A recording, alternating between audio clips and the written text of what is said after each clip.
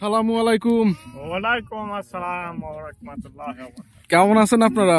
আলহামদুলিল্লাহ, আল্লাহ ভালো রাখে। আপনাদের দোয়ায় ভালো আছি। আপনারা কোথায় গেছিলেন? এই ধান গাওয়া ধানের জমিতে? হ্যাঁ, ধানের কি অবস্থা? ধান কেমন হয়েছে আপনাদের? ধান একটু খুব ভালো হয় না, একটু ধান ভালো হয় না। ভালো হয় না? এটা কি ধানের কথা বলছেন? আমন ধান? না, তাইলে লাগান ধান। লাগানো ধান। হ্যাঁ, এদিকে তো বর্ষাও তো নাই, ধান তো ভালোর কথা দেখতেছি মোটামুটি তো।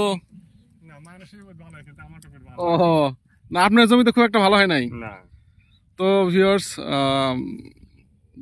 বড় ভাইরা আছে এখানে বলতেছে যে ধানের জমি অনেকেরই ভালো হয়েছে, অনেকেরই আমার তো হয়েছে। একটু উল্টাপাল্টা হয়েছে। তো এনারা বলতেছে আমার জমিতে ধান ভালো হয় নাই।